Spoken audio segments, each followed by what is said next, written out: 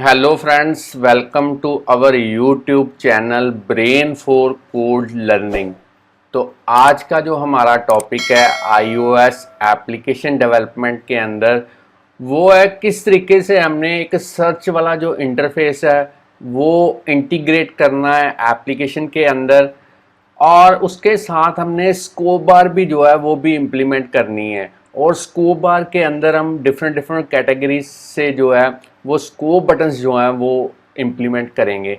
तो यहाँ पे मैंने एक ग्रोसरी स्टोर की एप्लीकेशन का जो डिज़ाइन है वो यहाँ पे रेडी किया है आपको इस एग्जांपल के बारे में बताने के लिए। तो चलिए, यहाँ पे आप देख सकते हैं मेरे पास लाइव रनिंग एग्जांपल है सिमुलेटर के अंदर, और यहाँ पे आप देख पा रहे हैं डिफरेंट ग्रोसरी के रिलेटेड जो प्रोडक्ट्स हैं उनको मैंने डिस्प्ले करवाया हुआ है with the help of collection view grid की फॉर्म के अंदर। आप देख सकते हैं किस तरीके से मैं इनको स्क्रॉल कर सकता हूं। और अगर मैं इस सर्च बार के अंदर क्लिक करने की कोशिश करता हूं तो आप देख सकते हैं नीचे सर्च बार के साथ मैंने स्कोप बार जो है वो भी इम्प्लीमेंट की है। यहाँ पे आप देख सकते हैं मैंने स्कोप बटन्स जो हैं वो डिस्प्ले करवाए हुए हैं, all, milk, oil, butter, soft drink. तो ये बेसिकली कैटेगरीज हैं जो कि ग्रोसरी स्टोर के अंदर मेरे पास अवेलेबल हैं। अगर मैं किसी भी कैटेगरी के ऊपर क्लिक करता हूं, जैसे अब तो मेरे पास सारे का सारा डिस्प्ले जो है, जो डेटा है वो डिस्प्ले हो चुका है, मिक्स्ड डेटा है सभी कैटेगरीज का। और जैसे ही मैं इस बटर वाले स्कोप बटन के ऊपर क्लिक करता हूं तो अब देख सकते हैं मेरे पास ओनली ऐसे प्रोडक्ट्स जो हैं वो डिस्प्ले हुए हैं जिनकी कैटेगरी बटर है। अगर मैं सॉफ्ट ड्रिंक के ऊपर क्लिक करता हूं तो अब देख सकते हैं मेरे पास ऐसे प्रोडक्ट्स डिस्प्ले हुए हैं कलेक्शन व्यू के अंदर जिनकी कैटेगरी सॉफ्ट ड्रिंक है। और अगर मैं ऑल पे क्लिक करता हूं, अब मेरे पास सारे का सारा डेटा फिर से जो है वो डिस्प्ले हो चुका है। तो चलिए किसी प्रोडक्ट को यहाँ पे सर्च करने की कोशिश करते हैं। सपोज मैंने यहाँ पे सॉफ्ट ड्रिंक को सर्च किया लिम्का, तो आप देख सकते हैं जैसे ही मैंने LIM लिखा तो मेरे पास एक प्रोडक्ट जो है वो फिल्टर होके सर्च्ड होके यहाँ पे कलेक्शन व्यू के अंदर जो है वो डिस्प्ले हो चुका है। और अगर मैं पर्टिकुलर कैटेगरी में सर्च करना चाहता हूँ, सपोज मैंने ऑयल पे क्लिक किया और अब मैंने यहाँ पे लिखा सनफ्लावर, तो अब आप देख सकते हैं ऑयल वाली कैटेगरी में अब हमने सर्चिंग की है और ओनली दो प्रोडक्ट्स ऐसे अवेलेबल हैं यहाँ पे जिनके प्रोडक्ट नेम के अंदर सन एफ इस तरीके की जो सब स्ट्रिंग है वो अवेलेबल है। तो अब जो प्रोडक्ट्स यहाँ पे डिस्प्ले हुए हैं वो ओनली किस कैटेगरी को बिलोंग करते हैं? ऑयल कैटेगरी को।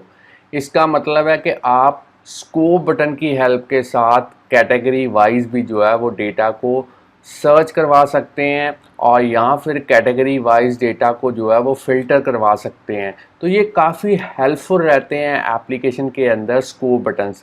इसीलिए आज की एग्जांपल के अंदर हम आपको बताएंगे कैसे आप स्कोप बटन्स को जो है वो अपने सर्च इंटरफेस के साथ अटैच कर सकते हैं, ताकि आपकी जो सर्चिंग वाला जो सर्चिंग वाली फैसिलिटी है वो और भी इन्हांस हो और यूज़र जो है कैटेगरी वाइज भी डेटा को सर्च करवा पाए।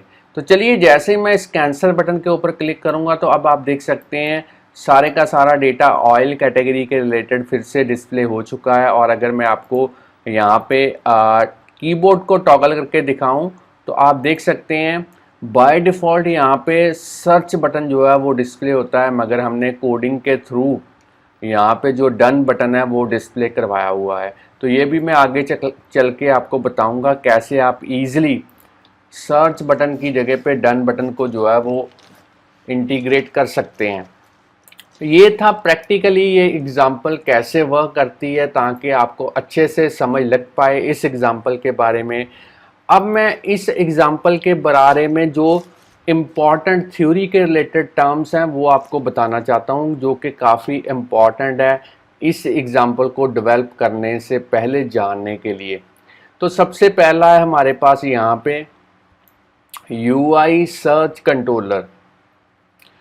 तो ये एक क्लास है iOS के अंदर, बिल्ट इन क्लास है जिसकी हेल्प के साथ आप किसी भी एग्जिस्टिंग व्यू कंट्रोलर के साथ सर्च वाला जो इंटरफेस है या कह सकते हो सर्च बार जो कि है अवेलेबल, यूआई सर्च कंट्रोलर के अंदर उसको इंटीग्रेट कर सकते हैं अपनी एप्लीकेशन के अंदर, ताकि यूज़र जो है वो डेटा को सर्च करवा पाए। और अगर बात करें यूआई सर्च कंट्रोलर क्लास की, तो इसमें हमें यूआई सर्च बार जो है वो बिल्ट इन बाय डिफ़ॉल्ट मिलती है, जिसकी हेल्प के साथ आप सर्च बार जो है वो इम्प्लीमेंट कर सकते हैं, ताकि यूज़र सर्च बार के अंदर जो भी टेक्स्ट टाइप करके डेटा को सर्च करवा सकता है, फ़िल्टर करवा सकता है। और यहाँ पे अगर मैं आपको बताऊँ तो सर्च कंट्रोलर के साथ हमें डेलीगेट और प्रोटोकॉल्स को इम्प्लीमेंट करना पड़ता है। और इस एग्जांपल के अंदर जो प्रोटोकॉल हम यूज़ करेंगे सर्च बार के लिए, यहाँ पे सर्च कंट्रोलर के थ्रू वो है UI search results updating protocol.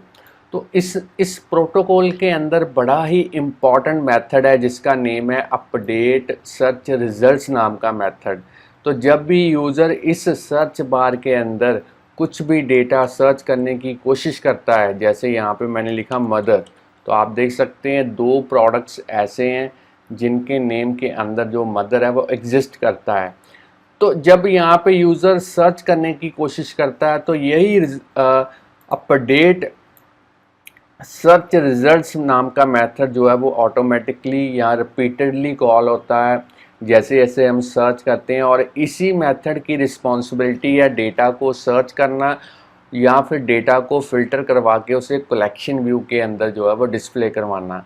तो ये मेथड काफ़ी इम्पॉर्टेंट मेथड है, ये भी आगे चल के आपको मैं कैसे कोड करना है वो बताऊंगा।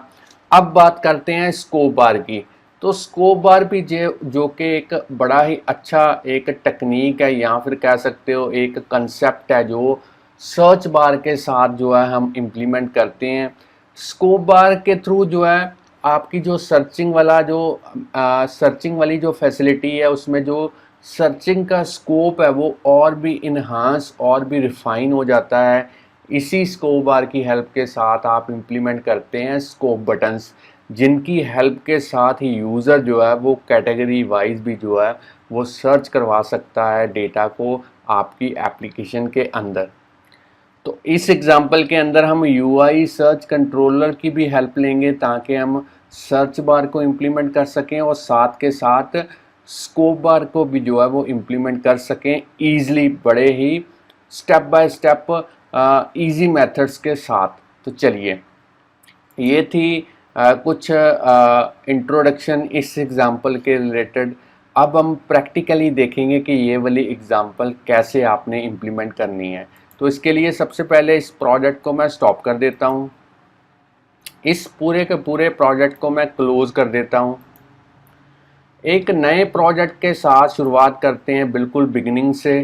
File, new project. अब आपने सिंगल व्यू एप्लीकेशन सेलेक्ट करना है, यहाँ पे नेक्स्ट पे क्लिक करेंगे। अब आपने प्रोडक्ट नेम के अंदर आज की एग्जांपल का कोई भी नेम जो है वो आप अपने अकॉर्डिंगली दे सकते हैं। मैं अपने अकॉर्डिंगली यहाँ पे कुछ इस तरीके से नेम जो है वो प्रोवाइड कर रहा हूँ। लैंग्वेज आपने स्विफ्ट यूज़ करनी है, बाकी सेटिंग्स आपने डिफ़ॉल्ट रहने देनी है। नेक्स्ट पे क्लिक करेंगे। अब आपने अपने लैपटॉप के अंदर कहीं पे भी एक जहाँ भी आपको सूटेबल लगे वहाँ पे आप एक फ़ोल्डर क्रिएट कर सकते हैं ताकि आज की एग्ज़ाम्पल का जो सारा सोर्स कोड है उस पर्टिकुलर फ़ोल्डर के अंदर जो है वो सेव हो पाए। तो मैं कुछ इस तरीके से एक फ़ोल्डर जो है वो क्रिएट कर रहा हूँ। तो यहाँ पे मैं क्रिएट कर देता हूँ और इस फोल्डर के अंदर सारे का सारा प्रोजेक्ट जो है वो क्रिएट कर देते हैं। तो अब आप देख सकते हैं, अगर मैं आपको बिल्ड सेटिंग्स में दिखाऊं तो प्रोजेक्ट मेरा जो है वो क्रिएट हो चुका है। और जो स्विफ्ट का यहाँ पे वर्जन हम यूज़ कर रहे हैं वो है स्विफ्ट 5। और अगर बात करें एक्स कोड की तो एक्स कोड है 10.2.1। अगर आपके पास इससे हायर वर्जन है तब भी आप इस एप्लीकेशन को इसी तरीके से जो है वो डेवलप कर पाएंगे। और जो मेरे पास लैपटॉप है ये है मैकबुक एयर। तो इस एग्ज़ाम्पल को डेवलप करने से पहले आपके पास जो इस एग्ज़ाम्पल के रिलेटेड रिसोर्सेज हैं वो होने चाहिए। रिसोर्सेज से मेरा मतलब है कि जो इमेजेस आप देख पा रहे हैं प्रोडक्ट्स की, इस एग्जाम्पल के अंदर वो आपकी इस असेस्ड फोल्डर के अंदर होनी चाहिए, यहाँ पे ऐप आइकॉन के नीचे। तो इमेजेस जो हैं वो आप इजीली किसी भी वेबसाइट से डाउनलोड कर सकते हैं इंटरनेट से। तो मैंने जो है वो पहले से ही डाउनलोड करके रखी हुई हैं, ये आप देख सकते हैं। ग्रोसरी स्टोर के रिलेटेड मैंने इमेजेस जो हैं कैटेगरी वाइज जो हैं वो डाउनलोड करके रखी हुई हैं इंटरनेट से। अगर मैं आपको इस फोल्डर को ओपन करके दिखाऊं तो आप देख सकते हैं कुछ इस तरीके से हमने डिफरेंट डायमेंशन की जो इमेजेस हैं वो आप ले सकते हैं। इमेजेस आप जेपीजी फॉर्मेट में भी ले सकते हैं, पीएनजी फॉर्मेट में भी ले सकते हैं, आपके अकॉर्डिंगली है आप कौन सा फॉर्मेट यूज़ करते हैं। अब हमने इन सारी इमेजेस को इस तरीके से सिलेक्ट करना है और इन्हें ड्रैग एंड ड्रॉप करना है ऐप आइकॉन के नीचे। तो चलिए मिल्क वाले फोल्डर में भी चलते हैं और इसकी इमेजेस को भी ड्रैग एंड ड्रॉप करते हैं। ऑयल वाले फोल्डर में चलते हैं, इन सभी इमेजेस को ड्रैग एंड ड्रॉप करते हैं। सॉफ्ट ड्रिंक और इनको भी जो है ड्रैग एंड ड्रॉप करते हैं। अब आप देख सकते हैं जो इमेजेस हैं वो मेरी प्रोजेक्ट के अंदर जो है वो इंपोर्ट हो चुकी हैं। अब हम मेन डॉट स्टोरी बोर्ड में चलते हैं और अपना जो ग्राफिकल यूज़र इंटरफेस है उसको रेडी करते हैं।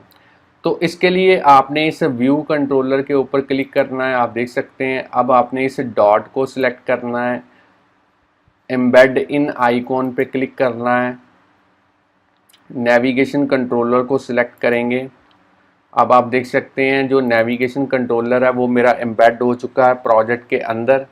अब मैं इसको थोड़ा सा पैरेलल लेके आता हूं और इसे फिर से जूम कर देता हूं। जो आप देख सकते हैं नेविगेशन कंट्रोलर जो है वो मेरा प्रोजेक्ट के एग्जिस्टिंग व्यू कंट्रोलर के साथ अटैच हो चुका है। फ्रेंड्स, स्टूडेंट्स, अगर आप इस चैनल के ऊपर नए हैं, चैनल की वीडियो पहली बार देख रहे हैं, तो जल्दी से इस चैनल को सब्सक्राइब कर लें, क्योंकि इस चैनल के ऊपर हम डेली प्रोग्रामिंग के रिलेटेड जो वीडियो ट्यूटोरियल्स हैं उनके सबसे बढ़िया जो मेथड्स हैं वो अपलोड करते रहते हैं, जिससे आपको प्रोग्रामिंग सीखने और समझने में काफ़ी हेल्प मिलेगी। और इन केस कहीं पे भी आपको कोई प्रॉब्लम, कोई भी दिक्कत, कोई परेशानी आती है तो आप हमें YouTube की वीडियो के नीचे कमेंट कर सकते हैं या फिर हमें डायरेक्टली ईमेल भेज सकते हैं, ताकि हम कोशिश करेंगे आपकी क्वेरी का जो रिस्पॉन्स है वो जितनी जल्दी हो सके दे पाएँ। अब आपने इस नेविगेशन आइटम को सिलेक्ट करना है, एट्रीब्यूट इंस्पेक्टर के अंदर जाना है और यहाँ पे जो टाइटल के अंदर आप देख सकते हैं कोई भी टाइटल जो है वो आप प्रोवाइड कर सकते हैं इस एग्जाम्पल के रिलेटेड। तो मैं यहाँ पे लिख देता हूँ ग्रॉसरी स्टोर ऐप। अब हम डेटा को कुछ इस तरीके से स्क्रोलिंग की फॉर्म के अंदर और ग्रिड की यहाँ पे ग्रिड की फॉर्म के अंदर डिस्प्ले करवाना चाहते हैं। तो सबसे बढ़िया जो यूआई एलिमेंट हमारे पास iOS में अवेलेबल है वो है कलेक्शन व्यू। तो मैं लाइब्रेरी के थ्रू यहाँ पे कलेक्शन सर्च करने की कोशिश करता हूँ।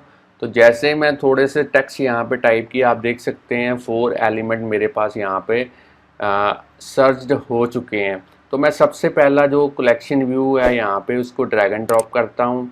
अब मैं चाहता हूँ कि जो कलेक्शन व्यू है ये मेरे मोबाइल की जितनी भी स्क्रीन है उसको कवर अप कर पाए, फ्री एरिया को जो है वो ये कवर कर सके। तो इसके लिए मैं इस कलेक्शन व्यू के ऊपर कंस्ट्रेंट्स जो हैं वो अप्लाई करूँगा।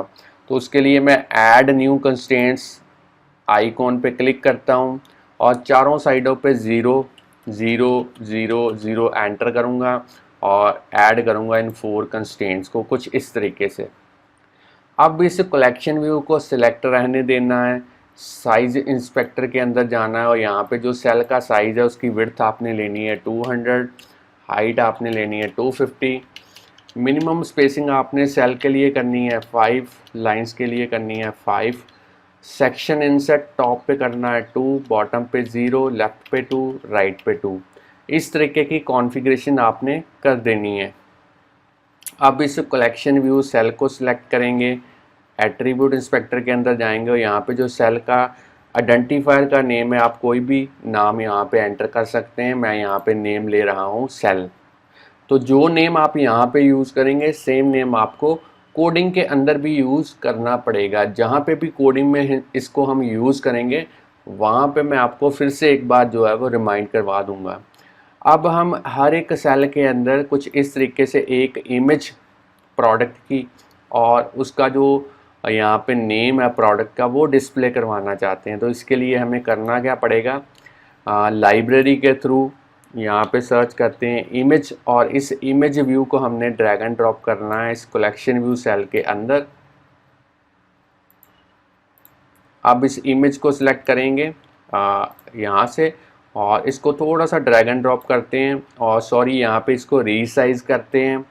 साइज़ इंस्पेक्टर के अंदर चलते हैं और इसकी विड्थ जो है वो आपने लेनी है 180, हाइट आपने रखनी है 175 और इसको अलाइन करते हैं हॉरिजेंटली सेंटर में कुछ इस तरीके से माउस की हेल्प के साथ। अब हमने एट्रीब्यूट इंस्पेक्टर के अंदर जाना है और इस इमेज के अंदर, इस इमेज व्यू के अंदर कोई भी एक बाय डिफ़ॉल्ट इमेज लगा के देख लें ताकि आपको पता चल पाए कि इमेज जो है वो प्रॉपरली डिस्प्ले हो पा रही है।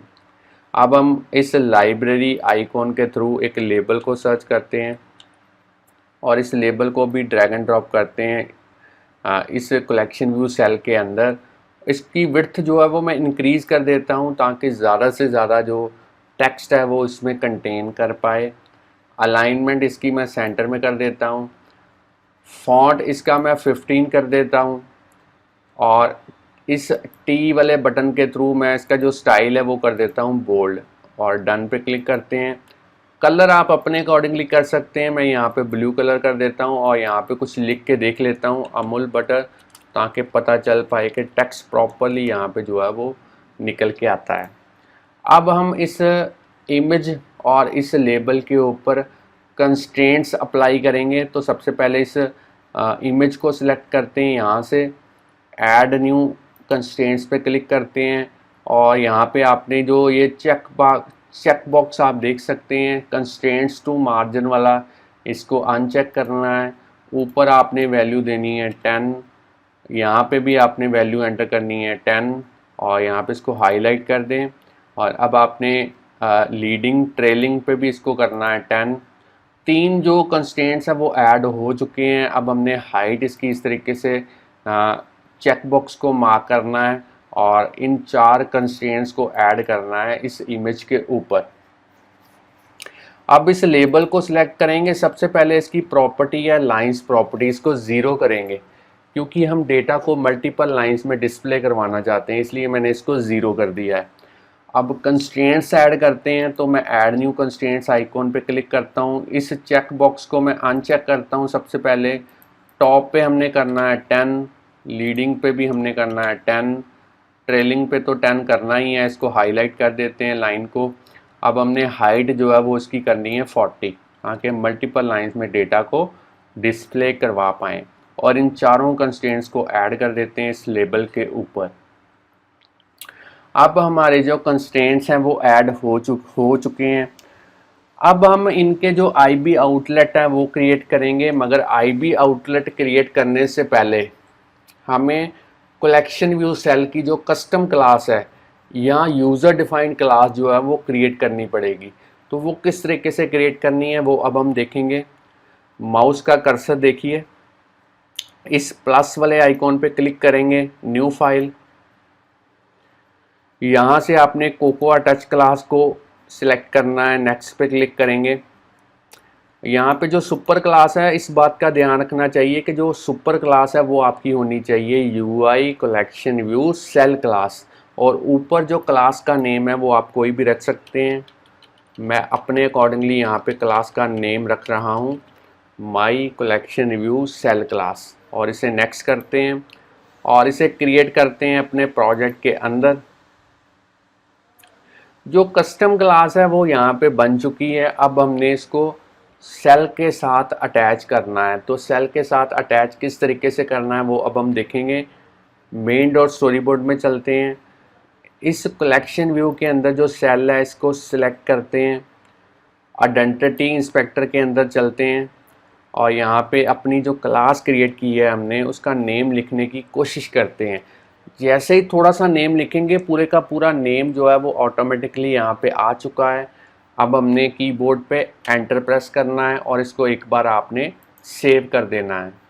चलिए, कस्टम क्लास जो है वो सेल के साथ अटैच हो चुकी है। अब हम इस इमेज और इस लेबल का जो आईबी आउटलेट है वो my collection view cell class के अंदर क्रिएट कर सकते हैं। आईबी आउटलेट क्रिएट करने के लिए आपको यहाँ पे असिस्टेंट एडिटर के अंदर जाना पड़ेगा। तो मेरा माउस का कर्सर देखिए, इस पे क्लिक कीजिए जहाँ पे दो सर्कल ज्वाइन किए हुए हैं। जैसे ही मैं इसके ऊपर क्लिक करूँगा असिस्टेंट एडिटर मेरा ओपन हो चुका है। साइड वाले पैनल्स को मैं हाइड कर देता हूँ। अब मैं आपको बताऊंगा कैसे आप बड़े ही इजी वे के साथ आईबी आउटलेट्स जो हैं वो क्रिएट कर सकते हैं। बाय डिफ़ॉल्ट जो क्लास ओपन हुई है ये है व्यू कंट्रोलर, मगर हम जो क्लास यूज़ करना चाहते हैं वो है my collection view cell class. तो उसको ओपन करने के लिए यहाँ पे ऑटोमेटिक पे क्लिक करेंगे। मैनुअल के थ्रू आप क्लास को सिलेक्ट कीजिए my collection view cell class, और अब हम इसके अंदर आईबी आउटलेट क्रिएट करेंगे। तो सबसे पहले इमेज को सिलेक्ट करते हैं। यहाँ पे कीबोर्ड पे कंट्रोल की को प्रेस करते हुए उसे ड्रैग एंड ड्रॉप करेंगे और यहाँ पे नेम प्रोवाइड करेंगे आईबी आउटलेट का माई इमेज। इसको कनेक्ट करते हैं। अब इस लेबल को सिलेक्ट करेंगे, फिर से कंट्रोल की को प्रेस करते हुए कीबोर्ड पे से ड्रैग एंड ड्रॉप करेंगे। यहाँ पे नेम प्रोवाइड करेंगे माई लेबल, इसे भी कनेक्ट कर देते हैं।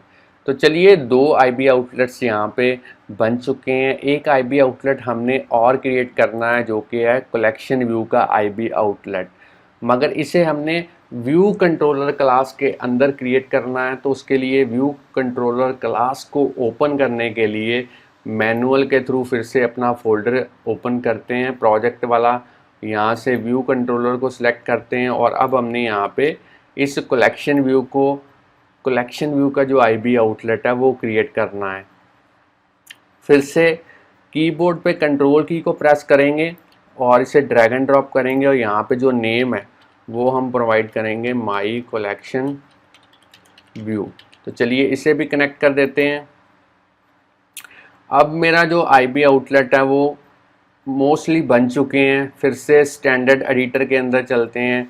साइड वाले पैनल को मैं अनहाइड करता हूँ और एक बार इन सभी फाइल्स को मैं सेव करता हूँ। चलिए अब हमने एक कॉन्फ़िगरेशन और करनी है। इस माई कलेक्शन व्यू का जो डेलीगेट एंड डेटा सोर्स जो है वो सेट करना है। तो वो किस तरीके से सेट करना है, इसको सिलेक्ट करेंगे, कीबोर्ड पे कंट्रोल की को प्रेस करेंगे और इसे ड्रैग एंड ड्रॉप करेंगे कुछ इस तरीके से। सबसे पहले डेटा सोर्स और फिर से इसको क्लिक करते हुए ड्रैग एंड ड्रॉप, और अब हम सिलेक्ट करेंगे डेलीगेट। यहाँ पे डेटा सोर्स और डेलीगेट दोनों ही जो है वो सेट हो चुके हैं। अब हमने, आप देख सकते हैं किस तरीके से हमने डेटा को जो है वो डिस्प्ले करवाया हुआ है कलेक्शन व्यू के अंदर। और जो डेटा सोर्स हमने यूज़ किया है इस एग्ज़ाम्पल के लिए वो हमने एक क्लास क्रिएट करनी है, यूज़र डिफाइंड क्लास होगी, और उस क्लास के बाद उसके ऑब्जेक्ट्स को क्रिएट करेंगे और उन सभी ऑब्जेक्ट्स को हम कंबाइन करेंगे एक एरे की फॉर्म के अंदर। जो ऑब्जेक्ट्स हैं वो नंबर ऑफ़ इमेजेस के ऊपर डिपेंड करेंगे। जितनी इमेजेस आपकी यहाँ पे अवेलेबल होंगी उतने ही हम ऑब्जेक्ट्स जो हैं वो क्रिएट करेंगे। तो सबसे पहले क्लास को यहाँ पे क्रिएट करते हैं, यूज़र डिफाइंड क्लास को। तो मैं यहाँ पे ऐड करता हूँ न्यू फाइल, स्विफ्ट फाइल होगी। नेक्स्ट पे क्लिक करते हैं। फाइल का नेम आप कोई भी दे सकते हैं। मैं यहाँ पे ग्रॉसरी डेटा नाम की जो फाइल है वो क्रिएट कर रहा हूँ, तो इसे मैं क्रिएट कर देता हूँ। यहाँ पे फाइल जो है वो मेरी क्रिएट हो चुकी है। तो चलिए यहाँ पे क्लास ओपन करते हैं, class grocery data. 3 data member हम यहाँ पे क्रिएट करेंगे। प्रोडक्ट नेम स्ट्रिंग टाइप का, प्रोडक्ट की टाइप कहने का मतलब वो मिल्क कैटेगरी को बिलोंग करता है या ऑयल कैटेगरी को बिलोंग करता है, इसलिए मैंने यहाँ पे लिया है प्रोडक्ट की टाइप। अब हम यहाँ पे लेंगे प्रोडक्ट की इमेज, वो भी हम लेंगे स्ट्रिंग टाइप की। अब हमने यहाँ पे इनिशियलाइज़र यूज़ करना है और इसको 3 पैरामीटर पास करने हैं। पी नेम प्रोडक्ट नेम के लिए, पी टाइप प्रोडक्ट टाइप के लिए, पी इमेज प्रोडक्ट इमेज के लिए। और अब हमने एक्चुअल जो डेटा मेंबर्स हैं उनको इन वेरिएबल्स जो पैरामीटर के थ्रू पास करें इनके थ्रू सेट करेंगे कुछ इस तरीके से। प्रोडक्ट नेम, पी नेम,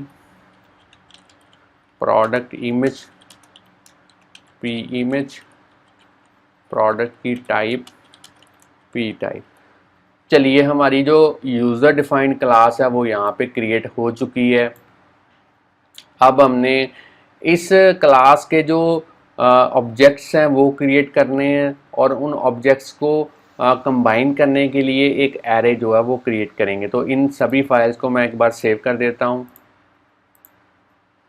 अब हम व्यू कंट्रोलर के अंदर चलते हैं और यहाँ पे अपनी जो एरे है वो क्रिएट करते हैं। तो मैं यहाँ पे ले रहा हूँ एरे का नेम प्रोडक्ट लिस्ट।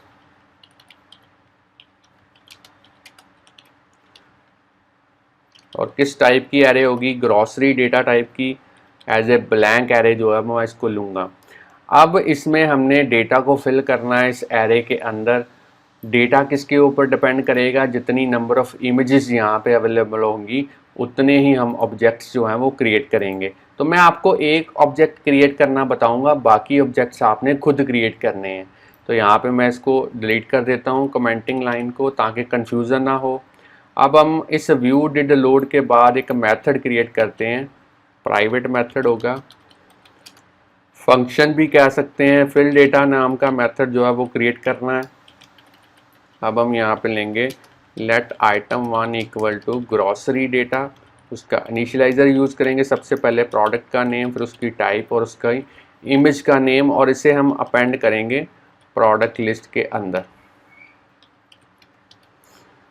तो चलिए यहाँ पे किसी एक प्रोडक्ट का नेम प्रोवाइड करते हैं, मदर डायरी बटर, और इसको कैटेगरी कौन सी देते हैं? Butter category. और इमेज का नेम आप देख लें, यहाँ पे जो इमेज का नेम है वो है, यहाँ पे देख लेते हैं, ये देखिए मदर डेयरी का जो प्रोडक्ट है बटर है उसका जो नेम है वो हमने यहाँ पे लिया है मदर डायरी।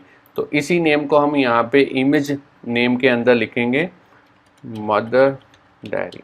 तो हमने एक्सटेंशन को यूज़ नहीं करना, सिंपली उसका नेम जो है वो लिखना है। तो यहाँ पे मैंने एक ऑब्जेक्ट आपको क्रिएट करना बता दिया है, बाकी ऑब्जेक्ट्स आपने बाकी जो इमेजेस हैं उनके अकॉर्डिंगली जो है वो क्रिएट करने हैं। तो मैंने कोड जो है वो पहले से ही कॉपी करके रखा हुआ है, ताकि यहाँ पे हमारा जो टाइम है वो थोड़ा सा सेव हो पाए। तो चलिए उस कोड को कॉपी पेस्ट करते हैं यहाँ पे। तो मैं यहाँ पे क्या कर रहा हूँ, यहाँ पे कमांड वी के थ्रू कोड को पेस्ट करता हूँ। तो चलिए यहाँ पे आप देख सकते हैं आइटम 1 से लेके आइटम 20 तक जो जितने भी 20 ऑब्जेक्ट्स हैं वो मैंने यहाँ पे क्रिएट किए हैं। और यहाँ पे थोड़ी सी जो एरर है वो डिस्प्ले करवा रहा है, तो देख लेते हैं क्या दिक्कत है यहाँ पे। बेसिकली जो मेरा पुराना कोड था उसमें सेकंड नंबर पे थी इमेज, तो मैं इसको सेकंड नंबर पे लेके आता हूँ कमांड एक्स के थ्रू। यहाँ पे कुछ इस तरीके से थोड़ी सी चेंजेस कर देते हैं, क्योंकि व्यू कंट्रोलर के अंदर चेंजेस करनी काफ़ी यहाँ पे बहुत ज़्यादा हैं चेंजेस करनी, इसलिए मैंने उसको ही चेंज कर दिया। चलिए इसको एक बार सेव कर लेते हैं, ग्रॉसरी डेटा को भी यहाँ पे सेव करते हैं ताकि वहाँ पे एरर जो है वो रिमूव हो जाएं। तो यहाँ पे देख लेते हैं एरर हमारी, फिर से इसको कॉपी पेस्ट करते हैं एक बार, फिर से मैं करता हूँ इसको कॉपी पेस्ट सेलेक्ट करके।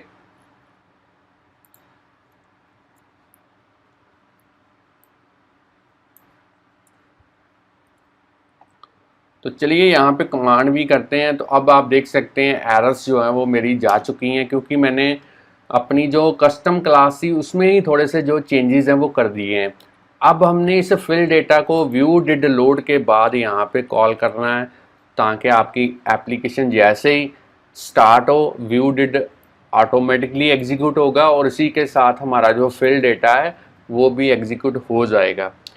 अब हमने फिल डेटा को यहाँ पे कॉल कर दिया है। आप देख सकते हैं कुछ इस तरीके की कैटेगरीज मैंने क्रिएट की हैं। एक तो ऑयल कैटेगरी है, और यहाँ पे सॉफ्ट ड्रिंक नाम की कैटेगरी है, यहाँ पे मिल्क की कैटेगरी है, और बटर की जो कैटेगरी है वो है।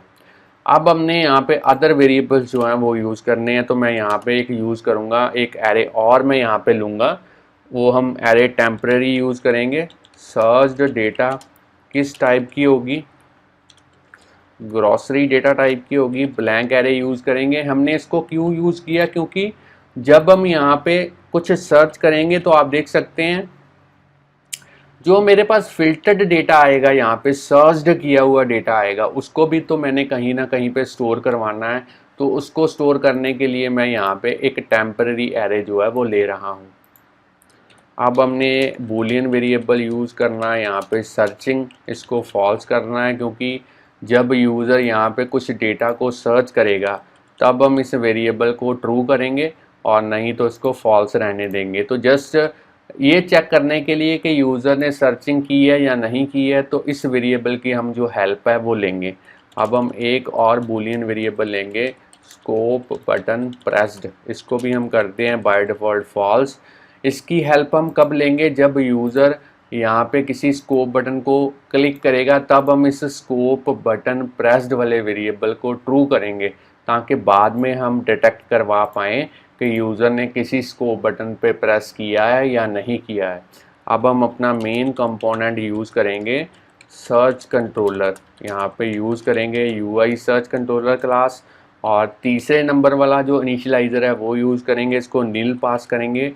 अब आप पूछेंगे नील क्यों पास किया, क्योंकि जब हम चाहते हैं कि यूज़र जिस व्यू कंट्रोलर में डेटा को सर्च कर रहा है और उसी व्यू कंट्रोलर में आप उसकी जो सर्च्ड वाली आउटपुट है वो डिस्प्ले करवाना चाहते हैं, तब आपको यहाँ पे नील पास करना होगा।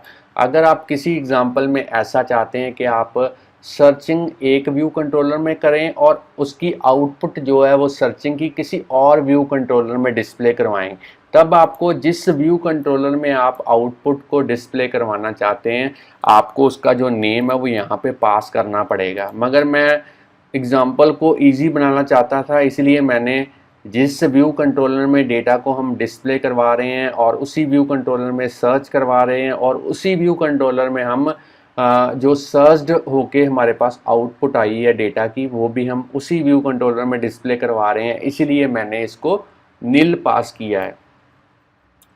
अब इस सर्च कंट्रोलर को हमने कॉन्फ़िगर करना है, तो वो कॉन्फ़िगर करने के लिए हम एक सेपरेट मेथड जो है वो क्रिएट करेंगे। तो चलिए फ्रेंड्स, अब हम जो है अपना सर्च कंट्रोलर कॉन्फ़िगर करने के लिए जो मेथड है वो क्रिएट करते हैं। तो यहाँ पे मैं एक नया मेथड जो है वो क्रिएट करने जा रहा हूँ। तो यहाँ पे मैं लिखूँगा private function configure search controller. तो ये नेम जो है मेथड का आप कोई भी ले सकते हैं, मैं अपने अकॉर्डिंगली जो है वो यहाँ पे ले रहा हूँ कॉन्फ़िगर सर्च कंट्रोलर। और अब हम यहाँ पे कुछ कॉन्फ़िगरेशंस करेंगे सर्च कंट्रोलर के रिलेटेड। सर्च कंट्रोलर डॉट, अब हमने एक मेथड कॉल करना है लोड व्यू इफ़ नीडेड, इस मेथड को कॉल करना है। अब हम इसके जो डेलीगेट है वो सेट करेंगे सेल्फ के साथ। सर्च रिजल्ट्स अपडेटर, इसको करेंगे सेल्फ के साथ सेट। अब हम करेंगे सर्च कंट्रोलर के अंदर जो सर्च बार है उसका जो डेलीगेट है उसको भी हम सेल्फ के साथ सेट करेंगे। अब हमने सर्च कंट्रोलर की एक बहुत ही बढ़िया प्रॉपर्टी है उसको सेट करेंगे। तो यहाँ पे आप देख पा रहे हैं दो एरर्स जो हैं वो निकल के आई हैं। तो इन दो एरर्स को आप अभी के लिए इग्नोर कीजिए, क्योंकि हमने अभी तक प्रोटोकॉल्स को जो है वो यूज़ नहीं किया। नीचे जब हम यहाँ पे यूज़ करेंगे प्रोटोकॉल्स को तब ये दोनों एरर्स जो हैं वो अपने आप चली जाएंगी, अपने आप ही जो है वो ठीक हो जाएंगी। तो अभी के लिए इसको जो है वो आप इग्नोर कीजिए। अब हमने यहाँ पे करना है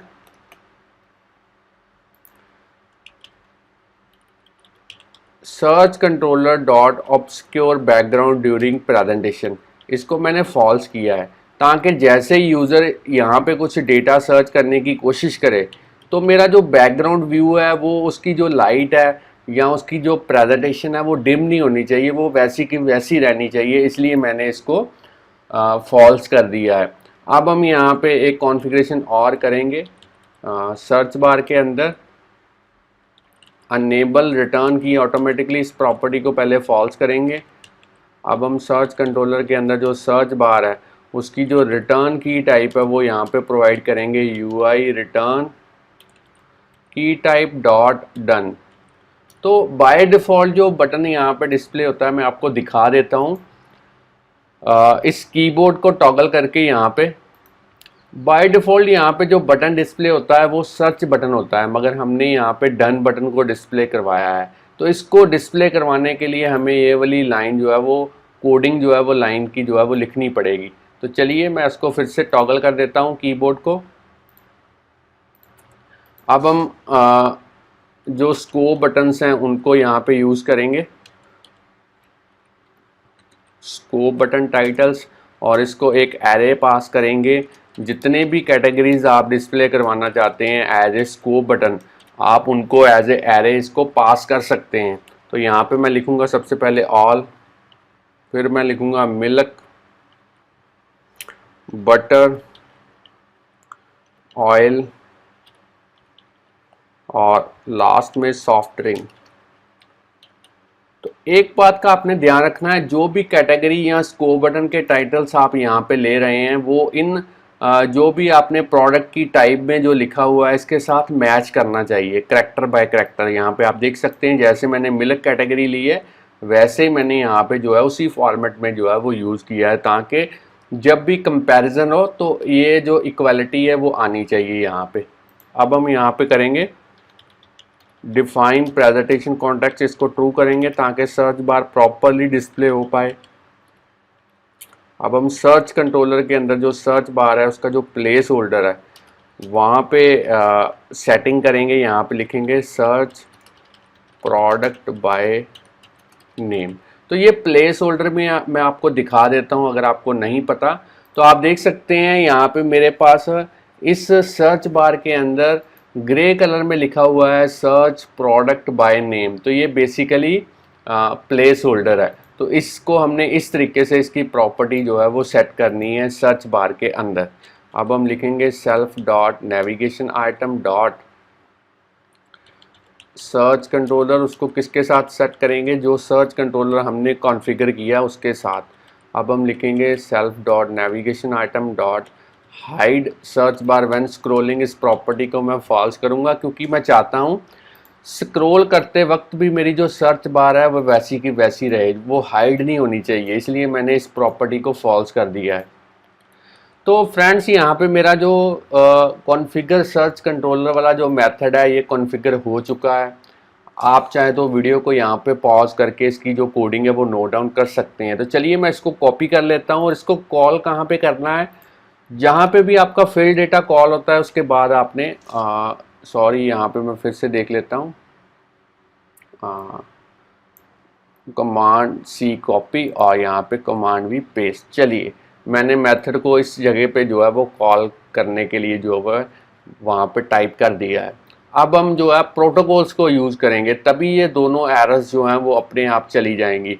तो प्रोटोकॉल्स को यूज़ करने के लिए हम सबसे लास्ट में चलते हैं और एक्सटेंशन की हेल्प जो है वो हम लेंगे। और यहाँ पे हम लिखेंगे एक्सटेंशन व्यू कंट्रोलर और 4 प्रोटोकॉल्स हम यहाँ पे यूज़ करेंगे।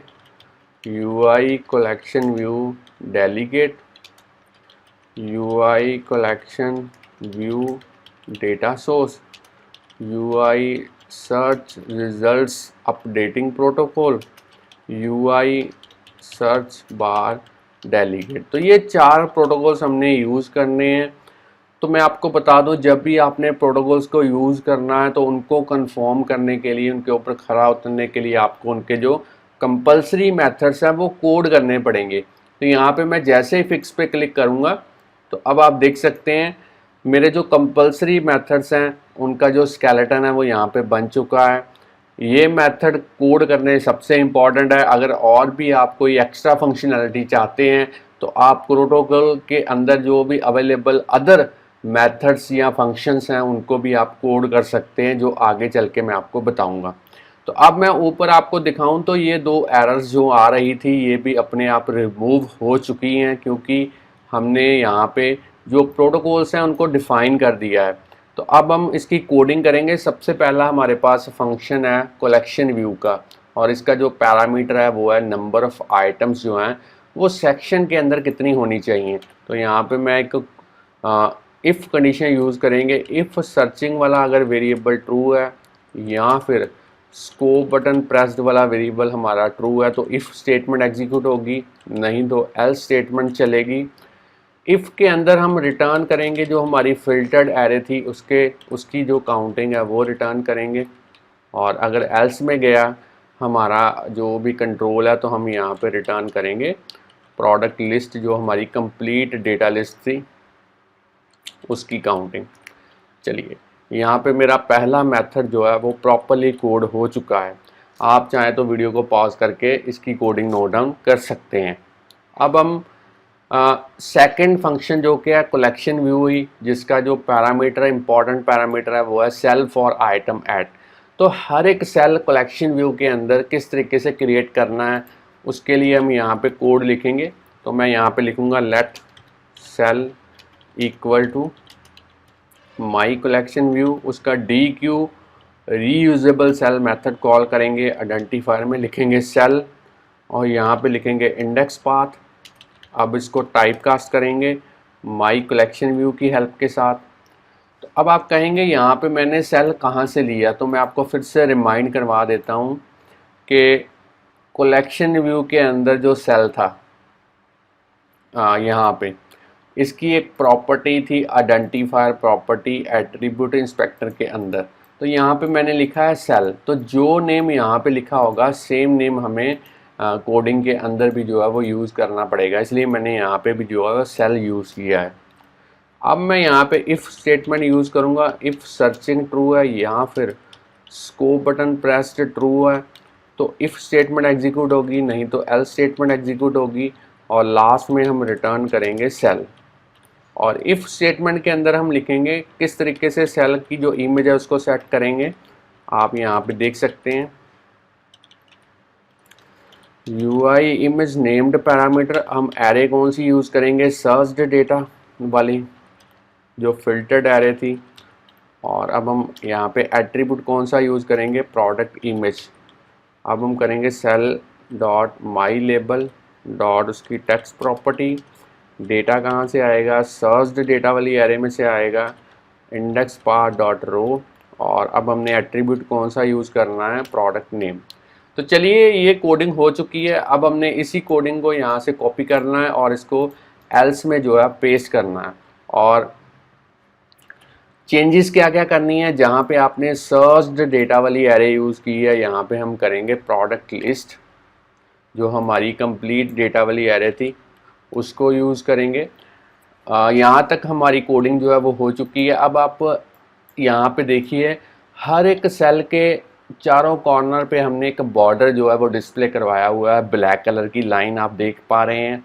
तो इसे हमने कैसे डिस्प्ले करवाना है, तो इसके लिए हमें यहाँ पे सेल रिटर्न करने से पहले सेल की लेयर में यहाँ पे मैं आपको दिखा देता हूँ, सेल की लेयर में जो बॉर्डर कलर है वो पहले सेट करना पड़ेगा। UI colour dot black dot CG colour से कन्वर्ट करेंगे उसको। Cell dot layer dot border की जो विड्थ है उसको अब हम सेट करेंगे। वैल्यू आप कोई भी दे सकते हैं, मैं यहाँ पे 2 वैल्यू ले रहा हूँ। आप विड्थ इसकी कम या ज़्यादा जो है वो कर सकते हैं बॉर्डर की। तो चलिए फ्रेंड्स यहाँ तक मेरा जो फंक्शन है वो प्रॉपरली कोड हो चुका है। आप चाहें तो वीडियो को यहाँ पे पॉज करके इसकी कोडिंग जो है वो नोट डाउन कर सकते हैं। अब हमारा सबसे इम्पॉर्टेंट मेथड है जिसका नेम है अपडेट सर्च रिजल्ट्स नाम का मेथड। तो जब भी यूज़र इस सर्च बार के अंदर कुछ भी लिखने की जो है वो कोशिश करेगा तो जो डेटा सर्च होके यहाँ पे देख पा रहे हैं किस तरीके से डेटा सर्च होने के बाद जो है कलेक्शन व्यू के अंदर डिस्प्ले हो चुका है। तो ये जो सर्च करने की रिस्पॉन्सिबिलिटी है वो इसी मेथड की है, अपडेट सर्च रिजल्ट्स नाम के मेथड की है। तो जैसे जैसे यूज़र यहाँ पे सर्च के लिए जो टेक्स्ट टाइप करता है तो रिपीटेडली ये वाला मेथड जो है वो कॉल होता है और इसी की रिस्पॉन्सिबिलिटी है डेटा को सर्च करने के बाद उसे कलेक्शन व्यू में डिस्प्ले करवाना। तो अब हम इसको ही कोड करेंगे। तो यहाँ पे कोडिंग क्या करनी है आपने देख लें। सबसे पहले स्कोप बटन की रेफरेंस लेनी है हमने,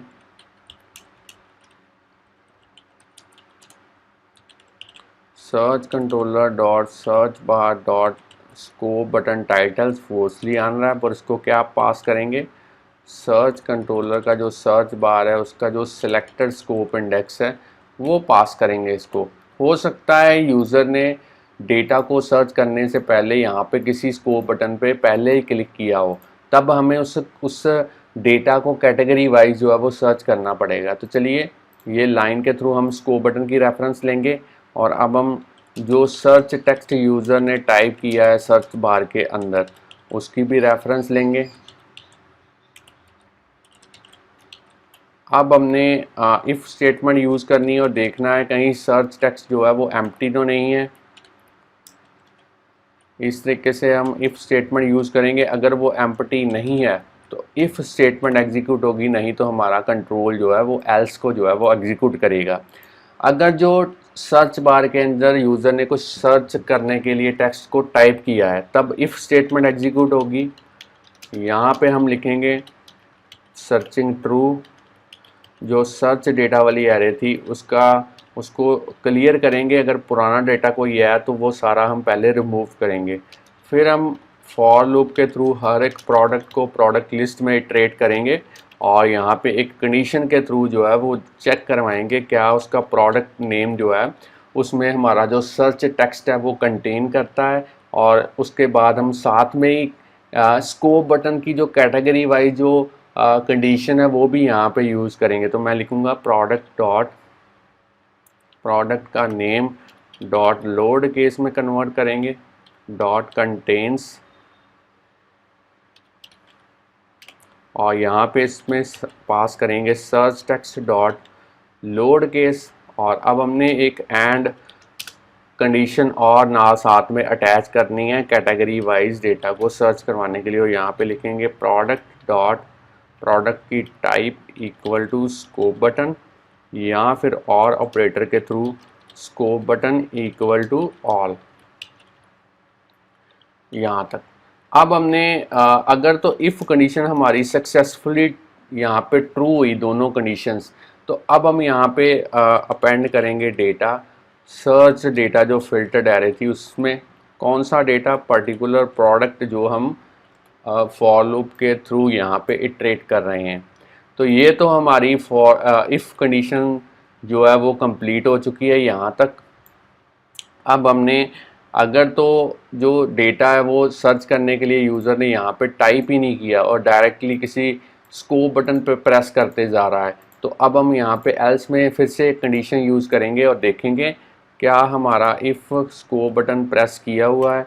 अगर वो तो प्रेस किया हुआ तो इफ़ कंडीशन एग्जीक्यूट होगी, नहीं तो कंट्रोल हमारा एल्स स्टेटमेंट की तरफ जो है वो जाएगा। और इफ़ में हम फिर से उसी तरीके से करेंगे। सर्च डेटा के को पहले क्लियर करेंगे रिमूव ऑल के थ्रू, फिर स्कोप बटन की रेफरेंस लेंगे सर्च कंट्रोलर की सर्च बार के थ्रू और इसको पास करेंगे search controller dot search bar dot selected scope button index. और अब हम यहाँ पे फॉर लूप यूज़ करेंगे, हर एक प्रोडक्ट को चेक करेंगे प्रोडक्ट लिस्ट के अंदर। और इस बार जो हम कंडीशन यूज़ करेंगे वो केवल कैटेगरी को मैच करवाने के लिए ही हम प्रोडक्ट की जो है वो यूज़ करेंगे। Product type equal to scope button और operator scope button equal to all. और अगर तो ये इफ़ कंडीशन सक्सेसफुली जो है ट्रू होती है तो अब हम सर्च डेटा जो फिल्टर्ड एरे थी उसमें डेटा को अपेंड करेंगे। कौन सा डेटा, पर्टिकुलर प्रोडक्ट जो है वो अपेंड करेंगे यहाँ पे। और इस फॉर लूप के बाहर हमने क्या करना है, सर्चिंग वाले वेरिएबल को करना है फॉल्स और माई कलेक्शन व्यू को एक बार रीलोड करना है ताकि फ्रेश डेटा जो है वो डिस्प्ले हो पाए कलेक्शन व्यू के अंदर। और अगर हमारी ये इफ़ वाली एग्जीक्यूट नहीं होती, कहने का मतलब ये स्कोप बटन प्रेस्ड वाला वेरिएबल फॉल्स है, तो एल्स में कंट्रोल जाएगा और यहाँ पे हम कोडिंग करेंगे searching equal to false search data dot remove all search data equal to किसके इक्वल कर देंगे हम, प्रोडक्ट लिस्ट के। तो चलिए फ्रेंड्स यहाँ तक कोडिंग हो चुकी है। अब हमने जहाँ पे हमारी ये वाली एल्स स्टेटमेंट जो है कंप्लीट हो रही है यहाँ पे, उसके बाद हमने माई कलेक्शन व्यू को एक बार रीलोड डेटा उसका मेथड जो है वो कॉल करना है। तो चलिए ये भी मेथड हमारा जो है वो प्रॉपरली कोड हो चुका है। आप चाहें तो वीडियो को यहाँ पे पॉज करके इसकी कोडिंग नोट डाउन कर सकते हैं। अब आप यहाँ से लेके यहाँ तक इसकी कोडिंग नोट डाउन कर सकते हैं वीडियो को पॉज करके, और अब यहाँ से लेके यहाँ तक वीडियो को पॉज करके कोडिंग जो है वो इसकी नोट डाउन कर सकते हैं। अब मैं नई फंक्शनैलिटी आपको बताता हूँ। सपोज यूज़र ने यहाँ पे लिखा टॉन्ट, तो 3 प्रोडक्ट जो है वो सर्च होके यहाँ पे आ चुके हैं। अब यूज़र जैसे ही इस कैंसिल बटन के ऊपर क्लिक करेगा तो अब आप देख सकते हैं फिर से सारे का सारा डेटा जो है वो डिस्प्ले हो रहा है। तो इस कैंसिल बटन की कोडिंग आपने कैसे करनी है, उसके लिए यहाँ पे लिखेंगे search bar cancel button clicked, एक मेथड है, इसको कोड करेंगे। इसमें लिखेंगे searching equal to false, searched data dot remove all, और अब हमने माई कलेक्शन व्यू को एक बार रीलोड करना है ताकि सारे का सारा डेटा जो है वो डिस्प्ले हो पाए। अब हमने एक मेथड और इम्प्लीमेंट करना है ताकि यूज़र जैसे ही किसी स्कोप बटन के ऊपर क्लिक करता है तो आप देख सकते हैं नीचे कलेक्शन व्यू के अंदर उस पर्टिकुलर कैटेगरी का जो डेटा है वो फिल्टर्ड होके जो है वो डिस्प्ले हो रहा है। तो ये वाली फंक्शनैलिटी हमने कैसे कोड करनी है, तो इसके लिए हम यहाँ पे एक मेथड कोड करेंगे। मेथड का नेम है सर्च बार, और उसके अंदर पैरामीटर टाइप करेंगे सिलेक्टेड स्कोप। जैसे लिखने की कोशिश करेंगे एंटर प्रेस करना, और एक मेथड यहाँ पे मेरा जो है वो बन चुका है, आप देख सकते हैं। ये वाले मेथड के अंदर अब हमने कोडिंग करनी है, तो इसके लिए कोड लिखेंगे सर्च कंट्रोलर का जो सर्च बार है उसका जो टेक्स्ट है उसको सबसे पहले करेंगे ब्लैंक करेंगे, स्कोप बटन प्रेस को करेंगे ट्रू। अब हमने स्कोप बटन की जो रेफरेंस है वो लेनी है सर्च बार के थ्रू, और यहाँ पे इसको पास करेंगे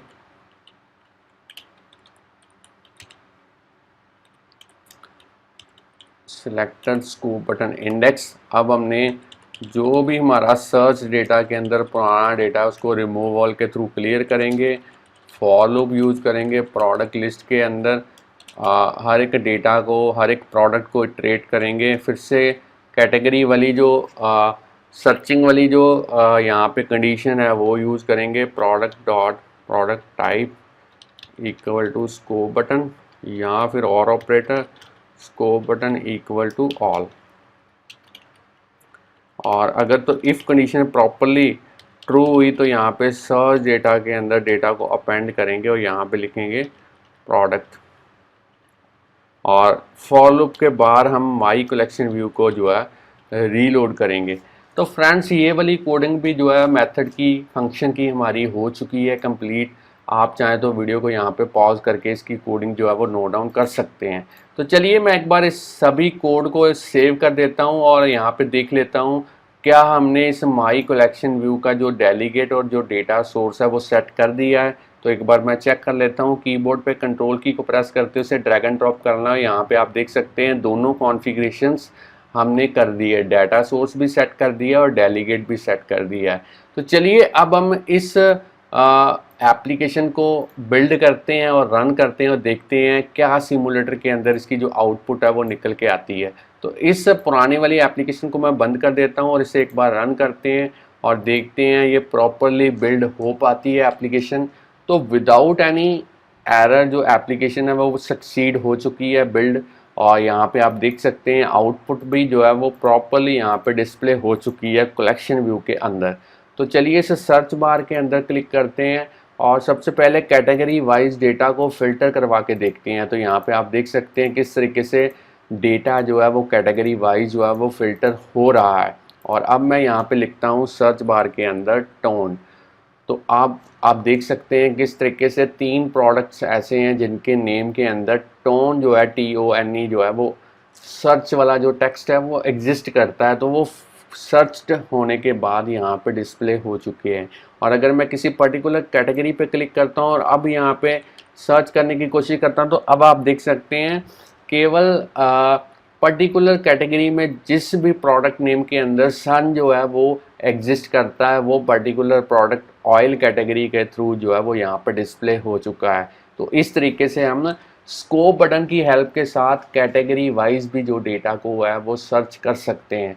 तो चलिए फ्रेंड्स, अब मैं कैंसिल बटन के ऊपर क्लिक करता हूं तो आप देख सकते हैं जितने भी प्रोडक्ट्स ऑयल कैटेगरी में हैं वो सारे अब यहाँ पे डिस्प्ले हो चुके हैं। और अगर मैं यहाँ पे आपको एक बार टॉगल करके दिखाऊं कीबोर्ड, तो आप देख सकते हैं सर्च बटन की जगह पे मैंने यहाँ पे जो डन बटन है वो भी प्रॉपरली डिस्प्ले करवा दिया है।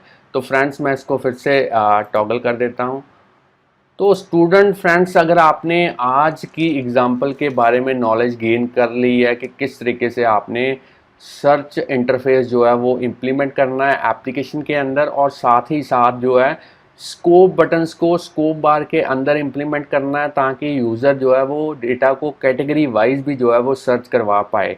ये सारी बातें आपको अगर दिमाग में पड़ गई हैं आपके, और आप कुछ सीख पाए हैं, तो जल्दी से इस वीडियो को जो है आप लाइक कीजिए। अगर और भी वीडियोस हमारे चैनल के ऊपर आप इसी तरीके से देखना चाहते हैं तो चैनल को सब्सक्राइब करना मत भूलिए, बेल आइकॉन को प्रेस कीजिए, ताकि जैसे हम कोई नई वीडियो अपलोड करें तो उसका जो नोटिफिकेशन है वो आप तक उसी टाइम पे जो है वो पहुंच पाए। तो चैनल के साथ बने रहिए, वीडियोस देखते रहिए, प्रोग्रामिंग सीखते रहिए। Thanks friends for watching our videos. मिलते हैं नेक्स्ट वीडियो के अंदर किसी नए कंसेप्ट के साथ।